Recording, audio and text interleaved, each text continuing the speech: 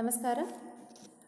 ಇವತ್ತು B A third ಸೆಮಿಸ್ಟರ್ಗಿರುವಂತಹ Indian social thinkers, ಭಾರತೀಯ ಸಾಮಾಜಿಕ ಚಿಂತಕರು, ಈ ಒಂದು ಅಧ್ಯಯನದಲ್ಲಿ ನಾವು ಅಧ್ಯಾಯ 2 ಶ್ರೀ ಅರವಿಂದ್ ಘೋಷ್ ಅವರ ಕುರಿತಾದಂಥ ಚಿಂತನೆಗಳನ್ನು ನೋಡೋಣ.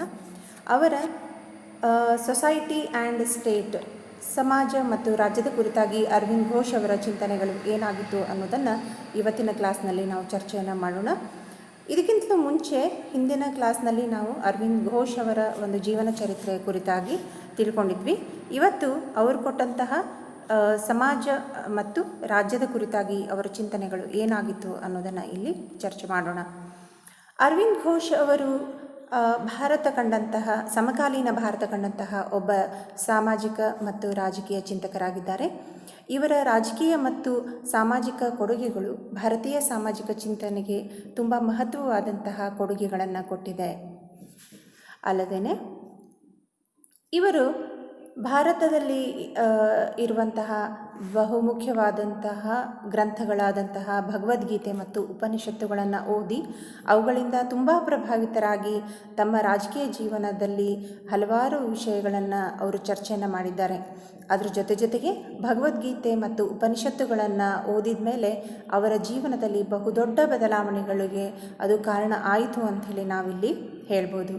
ಸೊ ಹೀಗಾಗಿ ಅವರ ರಾಜಕೀಯ ಮತ್ತು ಆಧ್ಯಾತ್ಮಿಕ ವಿಚಾರಗಳಿಗೆ ಒಂದು ಸ್ಪಷ್ಟವಾದಂತಹ ರೂಪರೇಷೆಗಳನ್ನು ಕೊಡುವಲ್ಲಿ ಈ 2 ಗ್ರಂಥಗಳು ಬಹಳಷ್ಟು ಮಹತ್ವವಾದಂಥ ಪಾತ್ರವನ್ನು ವಹಿಸಿತು ಅಂತೇಳಿ ಹೇಳ್ಬೋದು. ಅದೇ ರೀತಿಯಾಗಿ ಭಾರತದ ಸ್ವಾತಂತ್ರ್ಯ ಸಂಗ್ರಾಮದ ಸಮಯದಲ್ಲಿ ಇವರು ರಾಜಕೀಯ ಕ್ಷೇತ್ರದಲ್ಲಿ ಎಂಟ್ರಾದರು. ಆ ಸಂದರ್ಭದಲ್ಲಿ ತುಂಬ ಚುರುಕಾಗಿ ಇವರು ಭಾರತದ ಸ್ವಾತಂತ್ರ್ಯ ಸಂಗ್ರಾಮದಲ್ಲಿ ಭಾಗವಹಿಸಿದರು. ಆದರೆ ಭಾರತದ ಸ್ವಾತಂತ್ರ್ಯ ಸಂಗ್ರಾಮದಲ್ಲಿ ಭಾಗವಹಿಸಿದಂತಹ ಅವಧಿ ತುಂಬ ಕಡಿಮೆ ಸಮಯದ್ದಾಗಿತ್ತು. ಈ ಸ್ವಲ್ಪ ಸಮಯದಲ್ಲಿ ಅವರ ಮಾಡಿದಂತಹ ಸಾಧನೆ ತುಂಬ ಅಗಾಧವಾಗಿತ್ತು ಅಂಥೇಳಿ ನಾವಿಲ್ಲಿ ಹೇಳ್ಬೋದು. ಇದರ ಜೊತೆಗೆ ಅವರು ತಮ್ಮ ರಾಜಕೀಯ ವಿಚಾರಗಳಿಗೆ ಸಂಬಂಧಪಟ್ಟಂತಹ ಚಿಂತನೆಗಳನ್ನು, ಆಲೋಚನೆಗಳನ್ನು ಅವರು ವಂದೇ ಮಾತರಂ ಹಾಗೂ ಇಂದು ಪ್ರಕಾಶ ಅನ್ನುವಂತಹ ಪತ್ರಿಕೆಗಳಲ್ಲಿ ಬರಹಗಳ ಮೂಲಕ, ತಮ್ಮ ಲೇಖನಗಳ ಮೂಲಕ ಪ್ರಕಟಪಡಿಸ್ತಾ ಇರ್ತಾರೆ. ಇವು ಎಷ್ಟೊಂದು ಹರಿತವಾಗಿತ್ತು ಇವರ ಲೇಖನಗಳು ರಾಜಕೀಯಕ್ಕೆ ಸಂಬಂಧಪಟ್ಟಂತೆ ಅಂದರೆ ಬಹಳಷ್ಟು ಸಂದರ್ಭದಲ್ಲಿ ಬ್ರಿಟಿಷರು ಇವರ ಒಂದು ಹರಿತವಾದಂತಹ ಲೇಖನಗಳಿಂದಾಗಿಯೇ ಇವರನ್ನು ಬಂಧಿಸಿ ಜೈಲಿನಲ್ಲಿ ಕೂಡ ಇಟ್ಟಿತ್ತು ಅಂತ ಹೇಳಿ ನಾವು ಹೇಳ್ಬೋದು. ಆದ್ದರಿಂದ ಇವರ ಒಂದು ರಾಜಕೀಯ ಮತ್ತು ಸಾಮಾಜಿಕ ಚಿಂತನೆಗಳು ಇವತ್ತು ಇಲ್ಲಿ ತುಂಬ ಪ್ರಮುಖವಾದಂಥ ಪಾತ್ರವನ್ನು ವಹಿಸ್ತವೆ ಅಂಥೇಳಿ ನಾವು ಹೇಳ್ಬೋದು. ಅರವಿಂದ್ ಘೋಷ್ ಅವರ ಪ್ರಕಾರ ರಾಜ್ಯ ಹಾಗೂ ರಾಜಕೀಯ ಮತ್ತು ಸಮಾಜ ಬಹುಮುಖ್ಯವಾದಂಥ ಪಾತ್ರವನ್ನು ವಹಿಸುತ್ತೆ ಅಂಥೇಳಿ ಹೇಳ್ತಾರೆ. ಅರವಿಂದ್ ಘೋಷ್ ಅವರ ಪ್ರಕಾರ ರಾಜ್ಯ ಇದು ಮೂಲತಃ ಒಂದು ರಾಜಕೀಯ ಘಟಕವಾಗಿದ್ದು ಮನಃಶಾಸ್ತ್ರೀಯ ಘಟಕವೂ ಕೂಡ ಆಗಿರುತ್ತೆ ಅಂಥೇಳಿ ಅವರು ಹೇಳ್ತಾರೆ. ಇದು ಒಂದು ಸಂಗ್ರಹಕಾರಕ ಅಧಿಕಾರವನ್ನು ಹೊಂದಿರುತ್ತೆ. It has its collective power ಅಂಥೇಳಿ ನಾವು ಹೇಳ್ತೀವಿ. ಸೊ ಈ ಕಲೆಕ್ಟಿವ್ ಪವರನ್ನೇ ಆಧರಿಸಿ ರಾಜ್ಯ ಏನು ಮಾಡ್ತಾ ಇರುತ್ತೆ ಅಂದರೆ ಸರ್ವರ ಹಿತವನ್ನು ಇದು ಕಾಪಾಡ್ತಾ ಇರುತ್ತೆ. ಎಲ್ಲರ ಹಿತನೂ ಈ ಒಂದು ಅಧಿಕಾರದ ಅಂಡರ್ನಲ್ಲಿನೇ ಇದು ಕಾಪಾಡ್ತಾ ಇರುತ್ತೆ. ಸೊ ರಾಜ್ಯದ ಪರಮ ಗುರಿ ಏನು ಅಂತಂದರೆ ಎಲ್ಲ ಜನರ ಹಿತವನ್ನು ಕಾಯ್ಕೊಳ್ಳೋದೇ ರಾಜ್ಯದ ಪರಮ ಗುರಿ ಅಂಥೇಳಿ ಅವರು ಹೇಳ್ತಾ ಇರ್ತಾರೆ. ಅದರ ಜೊತೆಗೇನೆ ಇದು ಕೆಲವೇ ಜನರ ಹಿತಾಸಕ್ತಿಗಳನ್ನು ಗಮನಿಸೋದಿಲ್ಲ. ರಾಜ್ಯದಲ್ಲಿ ಇರುವಂತಹ ಸಮಸ್ತ ಜನರ ಹಿತಾಸಕ್ತಿಯನ್ನು ಕಾಪಾಡಿಕೊಳ್ಳೋದು, ಅದನ್ನು ಕಾಯ್ದುಕೊಳ್ಳೋದು, ಆ ಕಡೆಗೆ ಒಂದು ಸತತವಾದಂಥ ಪ್ರಯತ್ನವನ್ನು ರಾಜ್ಯ ಮಾಡ್ತಾ ಇರುತ್ತೆ. ಪ್ರತಿಯೊಂದು ರಾಜ್ಯಕ್ಕೂ ಇದು ಯಾವಾಗ ಸಾಧ್ಯ ಆಗುತ್ತೆ, ವೆನ್ ಇಟ್ ವಾಸ್ ಪಾಸಿಬಲ್ ಅಂತಂದಾಗ ಯಾವಾಗ ರಾಜ್ಯಕ್ಕೆ ರಾಜಕೀಯ ಸ್ವಾತಂತ್ರ್ಯ ಇರುತ್ತೋ ಆಗ ಮಾತ್ರ ಇದೆಲ್ಲವೂ ಕೂಡ ಸಾಧ್ಯ ಆಗುತ್ತೆ ಅಂಥೇಳಿ ಘೋಷ್ ಅವರು ಹೇಳ್ತಾರೆ. ಆದ್ದರಿಂದ ರಾಜಕೀಯ ಸ್ವಾತಂತ್ರ್ಯ ಅನ್ನೋದು ಒಂದು ದೇಶದ ಉಸಿರು, ಆ ರಾಜ್ಯದ ಉಸಿರು ಅಥವಾ ಜೀವ ಅಂಥೇಳಿ ಅವರು ಹೇಳ್ತಾರೆ. ಸೊ ಆದ್ದರಿಂದ ಇದನ್ನು ಹೇಗೆ ಪಡಿಬೇಕು? ಶ್ರೀ ಅರವಿಂದೋ ಅವರ ಪ್ರಕಾರ freedom is the life breath of nation ಅಂಥೇಳಿ ಹೇಳ್ತಾರೆ. Then how we can get the freedom of the nation ಅಂತಂದಾಗ ನಾವು ಆವಾಗ ಕ್ರಾಂತಿಯನ್ನು ಮಾಡಬೇಕು ಅಂಥೇಳಿ ಘೋಷ್ ಅವರು ಹೇಳ್ತಾರೆ.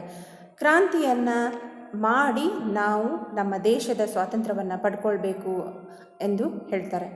ಆದರೆ ಈ ಕ್ರಾಂತಿಯನ್ನು ಮಾಡ್ದೇ ನಾವು ಸ್ವಾತಂತ್ರ್ಯವನ್ನು ಪಡೀಲಿಕ್ಕೆ ಆಗೋದಿಲ್ಲ ಅನ್ನುವಂಥ ಅಂಶವನ್ನು ಕೂಡ ಇವರು ನಮಗೆ ಮನದಟ್ಟು ಮಾಡಿಕೊಡ್ತಾರೆ. ಸೊ ಆದ್ದರಿಂದ ರಾಜಕೀಯ ವ್ಯವಸ್ಥೆ ಅತ್ಯಂತ ಅವಶ್ಯಕ ಆಗಿದೆ ಅಂತ ಹೇಳ್ತಾರೆ.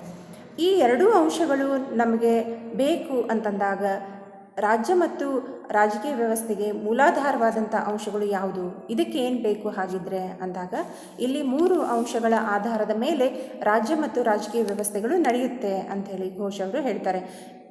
ಈ 3 ಅಂಶಗಳು ಯಾವುದು ಅಂತಂದಾಗ ಮೊದಲನೇದಾಗಿ ರಹಸ್ಯವಾದಂತಹ ಕ್ರಾಂತಿಕಾರಿ ಘಟನೆಗಳನ್ನು ಮತ್ತು ಕ್ರಾಂತಿಕಾರಿ ಆಲೋಚನೆಗಳನ್ನು, ವಿಚಾರಗಳನ್ನು ನಾವು ಜನರಲ್ಲಿ ಬೆಳೆಸಬೇಕು. ಇದು ಮೊದಲನೇ ಅಂಶ. ಇನ್ನು ಎರಡನೇ ಅಂಶದಲ್ಲಿ ಅವರೇನು ಹೇಳ್ತಾರೆ ಅಂತಂದರೆ, ಸಂಪೂರ್ಣ ಸ್ವಾತಂತ್ರ್ಯದ ಒಂದು ಪರಿಕಲ್ಪನೆಯ ಕುರಿತು ಜನ ಅದನ್ನು ಒಪ್ಕೊಳ್ಬೇಕು. ಹೌದು, ನಮಗೆ ಸ್ವಾತಂತ್ರ್ಯ ಬೇಕು ಅನ್ನೋ ಒಂದು ಪರಿಕಲ್ಪನೆ ಜನರ ಮನಸ್ಸಿನಲ್ಲಿ ಬರಬೇಕು. ಬಂದ ಮೇಲೆ ಇದಕ್ಕೋಸ್ಕರ ಜನರು ಜನಾಂದೋಲನವನ್ನು ಮಾಡಬೇಕು ಅನ್ನೋದು ಎರಡನೇ ಅಂಶ, ಘೋಷ್ ಅವರು ಕೊಟ್ಟಂತಹ ಒಂದು ಎರಡನೇ ಅಂಶ ಅಂಥೇಳಿ ನಾವು ಹೇಳ್ತೀವಿ. ಇನ್ನು ಮೂರನೇ ಅಂಶದಲ್ಲಿ ಅವರೇನು ಹೇಳ್ತಾರೆ ಅಂತಂದರೆ, ಸರ್ಕಾರಿ ಯಂತ್ರೋಪಕರಣಗಳು ಅಸಹಕಾರ ಮತ್ತು ನಿಷ್ಕ್ರಿಯ ಪ್ರತಿರೋಧ ತೋರ್ಪಡಿಸುವಂತಹ ಸಾಮಾನ್ಯ ಜನರ ಮನಸ್ಸನ್ನು ಕ್ರಾಂತಿಗೋಸ್ಕರ ಸಿದ್ಧಪಡಿಸಬೇಕು ಅಂಥೇಳಿ ಅವರು ತಮ್ಮ ಮೂರನೇ ಅಂಶದಲ್ಲಿ ಹೇಳ್ತಾರೆ. ಈ ರೀತಿಯಾಗಿ ಈ 3 ಅಂಶಗಳಿಂದ ನಾವು ರಾಜ್ಯದ ಒಂದು ಸ್ವಾತಂತ್ರ್ಯವನ್ನು ಪಡೆಯೋದಕ್ಕೆ ಸಾಧ್ಯ ಆಗುತ್ತೆ ಅಂಥೇಳಿ ಹೇಳ್ತಾರೆ. ಅದರ ಜೊತೆಗೆ ಒಂದು ರಾಷ್ಟ್ರಕ್ಕೆ ತನ್ನದೇ ಆದಂತಹ ಒಂದು ಸಂಸ್ಕೃತಿ, ಧರ್ಮ ಮತ್ತು ಶಿಕ್ಷಣಗಳು ಕೂಡ ಅಷ್ಟೇ ಉಪಯುಕ್ತಕರವಾಗಿರುತ್ತವೆ ಅಂತಲೂ ಕೂಡ ಹೇಳ್ತಾರೆ. ಅಲ್ಲದೆ ಮಾನವನ ಐಕ್ಯತೆಗೆ ಅಥವಾ ಫಾರ್ ದ ಹ್ಯೂಮನ್ ಯೂನಿಟಿಯಲ್ಲಿ ನಾವು 2 ರೀತಿಯಾದಂಥ ಕೆಲವೊಂದು ಸಾರಿ ಅಡಚಣೆಗಳನ್ನು ಕೂಡ ಕಾಣ್ತೀವಿ ಅಂಥೇಳಿ ಘೋಷ್ ಅವರು ಹೇಳ್ತಾರೆ. ಯಾವ ರೀತಿಯಾದಂಥ ಅಡಚಣೆಗಳು ಅಂದಾಗ, ಮೊದಲನೇದಾಗಿ ಮಾನವನ ಐಕ್ಯತೆಗೆ ನ್ಯಾಷನಲ್ ಈಗೋ ಅನ್ನೋದು ಒಂದು ಅಡಚಣೆ ಆಗಿರುತ್ತೆ. ಆದ್ದರಿಂದ ನಾವು ಈ ನ್ಯಾಷನಲ್ ಈಗೋನ ನಿರ್ಮೂಲನೆ ಮಾಡಬೇಕು. We should eradicate the national ego ಅಂಥೇಳಿ ಅವ್ರು ಹೇಳ್ತಾರೆ. ಇನ್ನು ಎರಡನೇ ಅಡಚಣೆ ಯಾವುದು ಅಂತಂದಾಗ, ಮಾನವನ ಸಂಘಟನೆಯು ವ್ಯಕ್ತಿ ಸ್ವಾತಂತ್ರ್ಯವನ್ನು ಹರಣ ಮಾಡದಷ್ಟು ನಾವು ಅಥವಾ ವ್ಯಕ್ತಿ ಸ್ವಾತಂತ್ರ್ಯವನ್ನು ಕಸಿದುಕೊಳ್ಳದಷ್ಟು ನಾವು ಎಚ್ಚರಿಕೆಯಿಂದ ಇರಬೇಕಾಗುತ್ತೆ. ಎಷ್ಟೋ ಸಂದರ್ಭಗಳಲ್ಲಿ ನಾವು ನೋಡ್ತೀವಿ, ಕೆಲವೊಂದು ರಾಷ್ಟ್ರಗಳು ವ್ಯಕ್ತಿಯ ಸ್ವಾತಂತ್ರ್ಯವನ್ನೇ ಕಸಿದುಕೊಳ್ಳೋದನ್ನು ನಾವು ಕಾಣ್ತೀವಿ. ಸೊ ಈ ಥರ ಆಗದಂತೆ ನಾವು ಎಚ್ಚರಿಕೆ ವಹಿಸಬೇಕು ಅಂಥೇಳಿ ಅರವಿಂದ್ ಘೋಷ್ ಅವರು ಹೇಳ್ತಾರೆ. ಅದರ ಜೊತೆಗೇ ಘೋಷ್ ಅವರು ಇನ್ನೂ ಒಂದು ಮಹತ್ವಪೂರ್ಣವಾದಂತಹ ಮಾತನ್ನು ನಮಗೆ ಹೇಳ್ತಾರೆ. ಏನು ಅಂತಂದರೆ, ಇಲ್ಲಿ the state has no soul but an individual has soul ಅಂತ ಹೇಳ್ತಾರೆ. ರಾಜ್ಯಕ್ಕೆ ಆತ್ಮ ಅಥವಾ ಮನಸ್ಸು ಅನ್ನೋದು ಇರೋದಿಲ್ಲ, ಆದರೆ ವ್ಯಕ್ತಿಗಳಿಗೆ ಮನಸ್ಸು ಇರುತ್ತೆ. ಆದ್ದರಿಂದ ಮನುಷ್ಯ ನೈತಿಕವಾಗಿ ತನ್ನ ಜವಾಬ್ದಾರಿಗಳನ್ನು ನಿರ್ವಹಿಸ್ತಾ ಇದ್ದಾನೆ ಅಂತಂದರೆ ಆತನಿಗೆ ಆತನ ಆತ್ಮದ ಬಲ ಅಥವಾ ಆತ್ಮದ ಅಸ್ತಿತ್ವದ ಇರುವಿಕೆಯೇ ಕಾರಣ ಆಗುತ್ತೆ ಅಂಥೇಳಿ ಹೇಳ್ತಾರೆ. ಅದರ ಜೊತೆಗೆ ಅರವಿಂದ್ ಅವರ ಒಂದು ರಾಜಕೀಯ ಚಿಂತನೆಯು ರಾಷ್ಟ್ರ ಮತ್ತು ರಾಷ್ಟ್ರೀಯತೆಯ ಪರಿಕಲ್ಪನೆಯೊಂದಿಗೆ ಪ್ರಾರಂಭವಾಗ್ತದೆ ಮತ್ತು ಅದು ಅಂತಾರಾಷ್ಟ್ರೀಯತೆಯ ಮೂಲಕ ಮುಂದುವರೆದುಕೊಂಡು ಹೋಗುತ್ತೆ. ರಾಷ್ಟ್ರ ಮತ್ತು ರಾಷ್ಟ್ರೀಯತೆಯ ಅಂತಿಮ ಗುರಿ ಹಾಗಿದ್ರೆ ಏನಾಗಿರುತ್ತೆ ಅಂದಾಗ ಅದು ಮಾನವನ ಏಕತೆಯಾಗಿದೆ ಅಂಥೇಳಿ ಹೇಳ್ತಾರೆ. ಸೊ ಅದರಿಂದ political thought beings with the concept of nation and nationalism which proceed through internationalism and its goal is ultimate human unity. So ಮಾನವನ ಐಕ್ಯತೆ ಅನ್ನೋದು ಅಲ್ಟಿಮೇಟ್ ಗೋಲ್ ಆಗಿರುತ್ತೆ ಅಂಥೇಳಿ ಅರವಿಂದ್ ಘೋಷ್ ಅವರು ಹೇಳ್ತಾರೆ.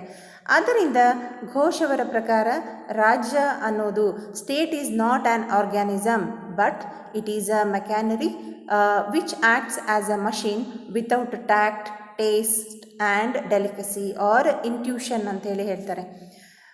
ಘೋಷ್ ಅವರ ಪ್ರಕಾರ ರಾಜ್ಯ ಒಂದು ಜೀವಿ ಅಲ್ಲ, ಅದು ಒಂದು ಯಂತ್ರದಂತೆ ಇರ್ತದೆ.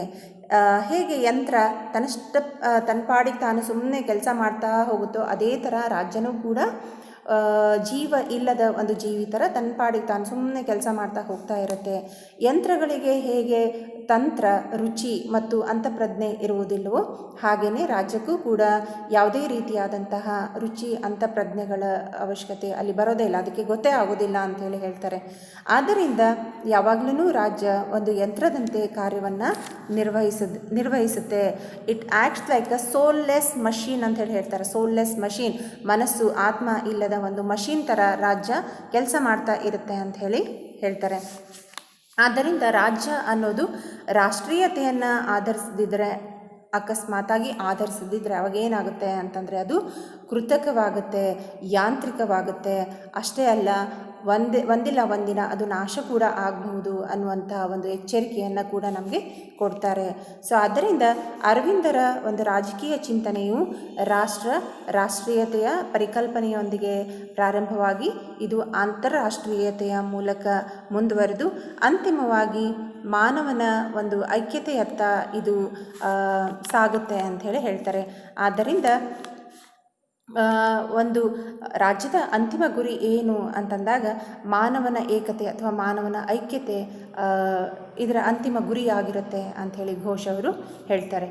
ಸೊ ಈ ಒಂದು ಮಾನವನ ಐಕ್ಯತೆಯನ್ನು ನಾವು ಹೊಂದಬೇಕು ಅಂತಂದಾಗ ನಾವು ಇದಕ್ಕೆ ಏನು ಮಾಡಬೇಕು ಅಂದಾಗ ಅವರು ಇದಕ್ಕೆ ಒಂದು ನಮಗೆ ಸೊಲ್ಯೂಷನ್ ಕೂಡ ಕೊಡ್ತಾರೆ. ಏನು ಅಂತಂದಾಗ ನಾವು ಆಧ್ಯಾತ್ಮದತ್ತ ನಮ್ಮ ಒಲವನ್ನು ಹರಿಸಬೇಕು. ಯಾವಾಗ ಮನುಷ್ಯ ಆಧ್ಯಾತ್ಮದ ಕಡೆಗೆ ವಾಲ್ತಾನೋ ಆಗ ಸಹಜವಾಗಿ ಅವನಲ್ಲಿ ಏಕತೆ ಅನ್ನೋದು ಮೂಡುತ್ತೆ ಅಂಥೇಳಿ ಹೇಳ್ತಾರೆ. ಸೊ ಇದ್ರ ಮೂಲಕ ಎಷ್ಟೋ ಸಂದರ್ಭಗಳಲ್ಲಿ ರಾಜ್ಯ ರಹಿತ ಮತ್ತು ರಾಜ್ಯರಹಿತ ಸ್ಟೇಟ್ಲೆಸ್ ಸೊಸೈಟಿಯನ್ನು ಕೂಡ ನಾವು ಮುಂದೆ ಕಾಣಬಹುದು. ಯಾವಾಗ ಮನುಷ್ಯ ಆಧ್ಯಾತ್ಮದತ್ತ ವಾಲ್ತಾನೋ ಆಗ ಸ್ಟೇಟ್ಲೆಸ್ ಸೊಸೈಟಿಗಳು ಅಸ್ತಿತ್ವಕ್ಕೆ ಬರಬೇಕು. ವ್ಯಕ್ತಿ ಸರಿಯಾದರೆ ರಾಜ್ಯ ಕೂಡ ತನ್ನಷ್ಟಕ್ಕೆ ತಾನೇ ಸರಿಯಾಗುತ್ತೆ, ರಾಜ್ಯ ಸರಿಯಾದಾಗ ರಾಷ್ಟ್ರ ಕೂಡ ತನ್ನಷ್ಟಕ್ಕೆ ತಾನೇ ಸರಿಯಾಗುತ್ತೆ ಅಥವಾ ಸರಿ ಹೊಂದುತ್ತೆ ಅನ್ನೋ ಮಾತುಗಳನ್ನು ಘೋಷ್ ಅವರು ಹೇಳ್ತಾರೆ.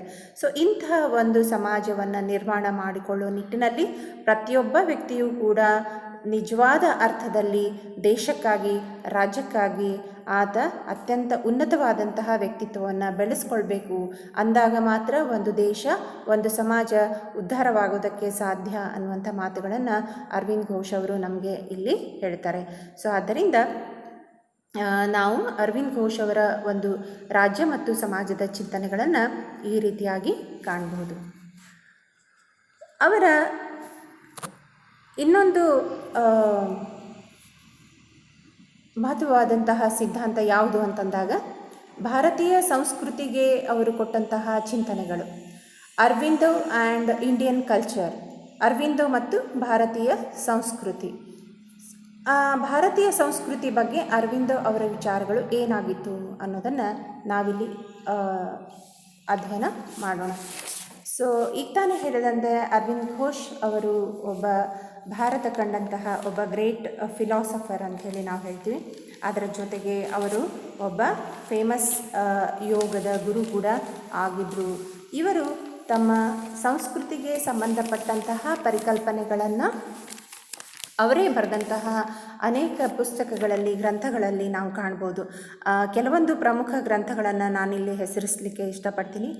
The renaissance in India, Indian culture and external influence, is India civilised and a defence of Indian culture, foundations of Indian culture. ಈ ಥರದ ಕೆಲವೊಂದು ಪ್ರಮುಖವಾದಂಥ ಗ್ರಂಥಗಳಲ್ಲಿ ನಾವು ಅರವಿಂದ್ ಘೋಷ್ ಅವರ ಭಾರತೀಯ ಸಂಸ್ಕೃತಿಗೆ ಸಂಬಂಧಪಟ್ಟಂಥ ಅನೇಕ ವಿಚಾರಗಳನ್ನು ತಿಳ್ಕೊಳ್ಳೋಕ್ಕೆ ಇದು ಸಹಾಯ ಆಗುತ್ತೆ. ಹಾಗಿದ್ರೆ ಸಂಸ್ಕೃತಿ ಅಂತಂದರೆ ಏನು? What is the meaning of culture?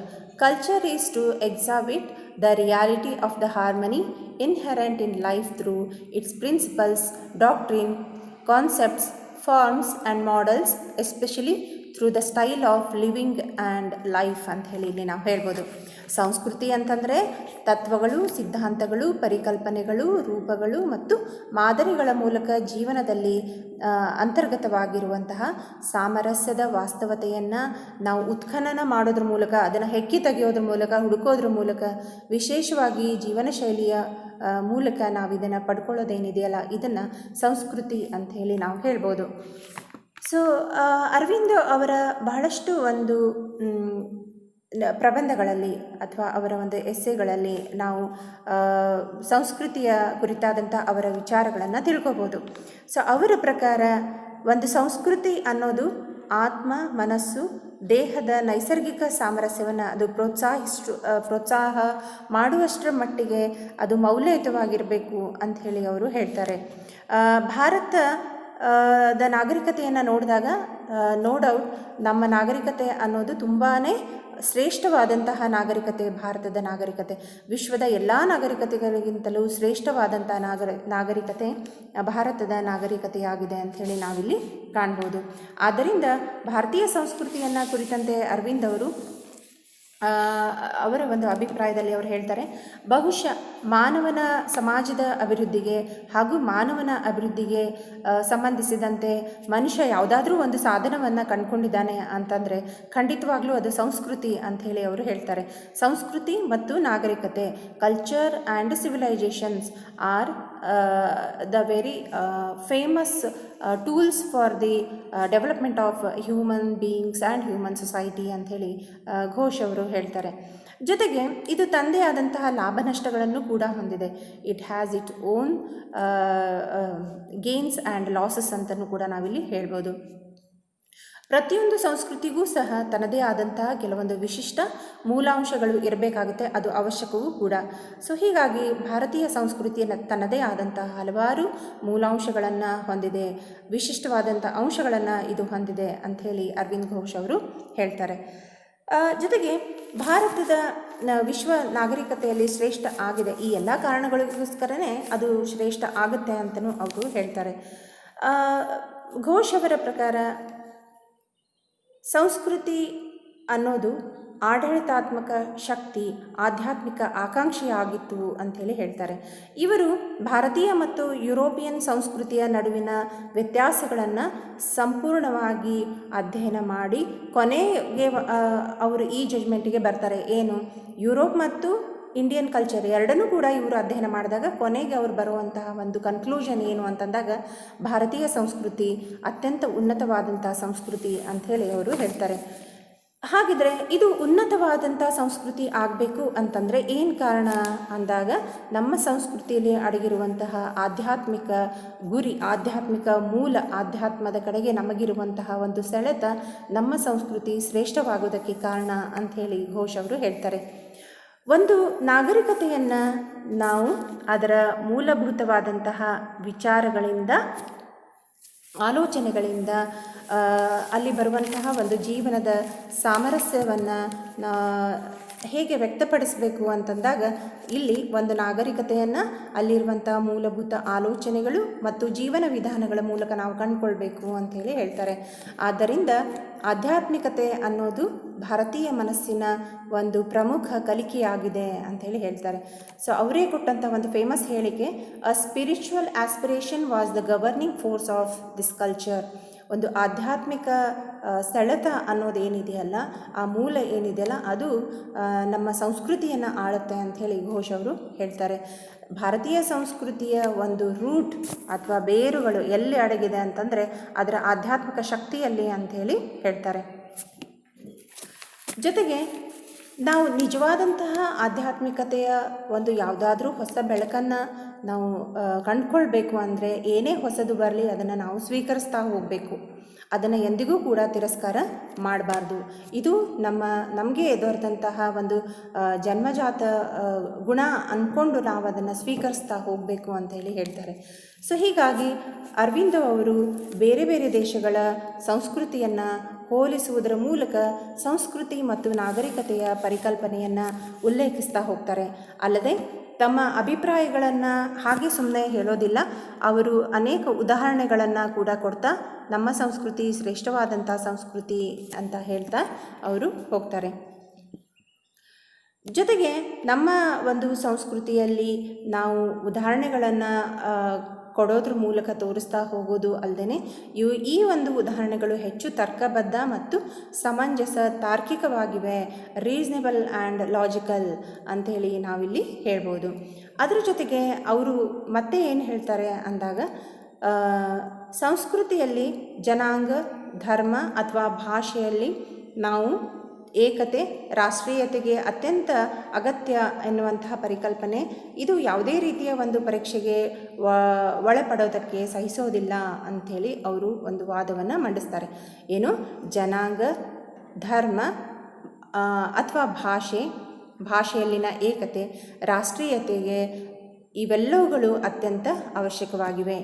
ಅಕಸ್ಮಾತಾಗಿ ಈ ವಿಚಾರಗಳಲ್ಲಿ ನಾವೇನಾದರೂ ಒಂದು ಪರೀಕ್ಷೆಯನ್ನು ಮಾಡಬೇಕು ಅಂತಂದರೆ ಈ ರೀತಿಯ ಪರೀಕ್ಷೆಗೆ ಒಳಪಡೋದಕ್ಕೆ ನಮಗೆ ಆಗಲ್ಲ, ನಮಗೆ ಸಾಧ್ಯ ಆಗಲ್ಲ ಅನ್ನುವಷ್ಟರ ಮಟ್ಟಿಗೆ ಈ ಅಂಶಗಳು ಒಂದು ರಾಷ್ಟ್ರೀಯತೆಗೆ ಜೊತೆಗೆ ಒಂದು ನಾಗರಿಕತೆಗೆ ಅವಶ್ಯಕವಾಗಿವೆ ಅಂಥೇಳಿ ಅರವಿಂದೋ ಅವರು ವಾದಿಸೋದನ್ನು ನಾವಿಲ್ಲಿ ಕಾಣ್ಬೋದು. ಅದರ ಜೊತೆಗೆ ಭಾರತೀಯ ನಾಗರಿಕತೆ ಅನ್ನೋದು ಒಂದು ದೊಡ್ಡ ಸಾಂಸ್ಕೃತಿಕ ವ್ಯವಸ್ಥೆಯನ್ನು ಹೊಂದಿದೆ ಅಂಥೇಳಿ ಘೋಷ್ ಅವರು ಹೇಳ್ತಾರೆ. ಸೊ ಭಾರತ ಒಂದು ದೊಡ್ಡ ನಾಗರಿಕತೆಯನ್ನು ಹೊಂದಿದೆ, ಅದರ ಜೊತೆಗೆ ಒಂದು ವಿಶಿಷ್ಟವಾದಂಥ ಸಂಸ್ಕೃತಿಯನ್ನು ಕೂಡ ಇದು ಹೊಂದಿದೆ ಅಂಥೇಳಿ ಹೇಳ್ತಾರೆ. ಭಾರತೀಯ ಸಂಸ್ಕೃತಿ ಅನ್ನೋದು ದೇಶಕ್ಕೆ ಐಕ್ಯತೆಯನ್ನು ಒದಗಿಸಿಕೊಡುವಲ್ಲಿ ಇದು ಸಹಾಯಕಾರಿಯಾಗಿದೆ. ಸಂಸ್ಕೃತಿ ಯಾಕೆ ಬೇಕು ಅನ್ನೋಂಥ ಪ್ರಶ್ನೆ ಏನಾದರೂ ಎದುರಾದರೆ ನಮಗೆ ಐಕ್ಯತೆಯನ್ನು ತಂದುಕೊಡುವಲ್ಲಿ ಅನ್ನೋದು ಘೋಷ್ ಅವರ ಅಭಿಪ್ರಾಯವಾಗಿತ್ತು. ಅಲ್ಲದೆ ರಾಷ್ಟ್ರೀಯತೆಯ ಬಂಧನಗಳನ್ನು ಬೆಳೆಸುವಲ್ಲಿ, ದೇಶಕ್ಕೆ ಐಕ್ಯತೆಯನ್ನು ತಂದುಕೊಡುವಲ್ಲಿ ಮತ್ತು ಇದು ಪ್ರತಿಯೊಬ್ಬ ಭಾರತೀಯನಿಗೂ ಕೂಡ ತನ್ನದೇ ಆದಂತಹ ಒಂದು ಸಂಸ್ಕೃತಿ, ಅತ್ಯಂತ ಪ್ರಿಯಕರವಾದಂಥ ಸಂಸ್ಕೃತಿಯಾಗಿದೆ ಅಂಥೇಳಿ ಘೋಷ್ ಅವರು ಹೇಳ್ತಾರೆ. ಜೊತೆಗೆ ಸ್ವಾತಂತ್ರ್ಯ ಸಂಗ್ರಾಮಕ್ಕಾಗಿ ಹೋರಾಟ ಮಾಡುವಲ್ಲಿಯೂ ಕೂಡ ನಾಗರಿಕತೆ ಮತ್ತು ಸಂಸ್ಕೃತಿ ಅನ್ನೋದು ತುಂಬ ಮಹತ್ವವಾದಂಥ ಪಾತ್ರವನ್ನು ವಹಿಸ್ತವೆ ಅಂಥೇಳಿ ಘೋಷ್ ಅವರು ಹೇಳ್ತಾರೆ.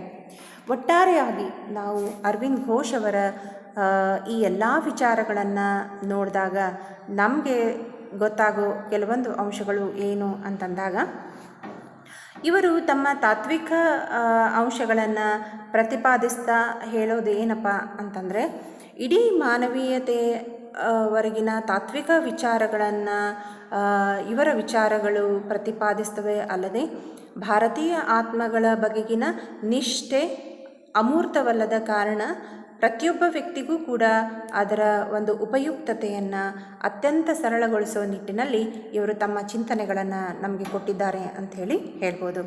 ಆದ್ದರಿಂದ ಇವರ ವಿಚಾರಗಳ ಕುರಿತಾಗಿ ಪ್ರೊಫೆಸರ್ ದೇಬಶ್ರೀ ಬ್ಯಾನರ್ಜಿ ಅವರು ಅವರ ಒಂದು ಚಿಂತನೆಗಳನ್ನು ನಮಗೆ ಹೇಳ್ತಾರೆ, ಅವರ ಒಂದು ವಿಚಾರಗಳನ್ನು ನಮಗೆ ತಿಳಿಸ್ತಾರೆ ಘೋಷ್ ಅವರ ಕುರಿತಾಗಿ. ಏನು ಅಂತಂದರೆ, ದೇಬಶ್ರೀ ಬ್ಯಾನರ್ಜಿ ಅವರ ಮಾತಿನಲ್ಲಿ ಏನೇ ಹೇಳಬೇಕು ಅಂತಂದರೆ, ಶ್ರೀ ಅರವಿಂದೋ ಭಾರತೀಯ ಸಂಸ್ಕೃತಿಯ 3 ಅಗತ್ಯತೆಗಳನ್ನು ಅತ್ಯಂತ ಸ್ಪಷ್ಟವಾಗಿ ನಮಗೆ ತೋರಿಸ್ಕೊಟ್ಟಿದ್ದಾರೆ. Sri Aurobindo clearly demonstrated the 3 essential factors of Indian culture. The first one is the life factor, second one is the mind factor, and the last one is the soul factor. ಇಲ್ಲಿ ಜೀವನ ಅಂಶ, ಮನಸ್ಸಿನ ಅಂಶ ಹಾಗೂ ಆತ್ಮದ ಅಂಶ ಅನ್ನುವಂಥ ಈ 3 ಅಂಶಗಳ ಒಂದು ಬೇಸ್ ಮೇಲೇ ಅವರ ಸಂಸ್ಕೃತಿ, ರಾಜಕೀಯ, ಸಮಾಜ ಈ ಎಲ್ಲ ಪರಿಕಲ್ಪನೆಗಳು ಅಡಗಿವೆ ಅಂಥೇಳಿ ನಾವು ಹೇಳ್ಬೋದು. ಸೊ ಇದಿಷ್ಟು ಅರವಿಂದ್ ಘೋಷ್ ಅವರ ರಾಜ್ಯ ಮತ್ತು ಸಮಾಜ ಹಾಗೂ ಅವರ ಭಾರತೀಯ ಸಂಸ್ಕೃತಿಯ ಕುರಿತಾಗಿ ಇರುವಂಥ ವಿಚಾರಗಳು ಅಂಥೇಳಿ ಹೇಳ್ಬೋದು. ಇಲ್ಲಿಯವರೆಗೂ ತಾವು ಕೇಳಿದ್ದಕ್ಕೆ ಧನ್ಯವಾದಗಳು.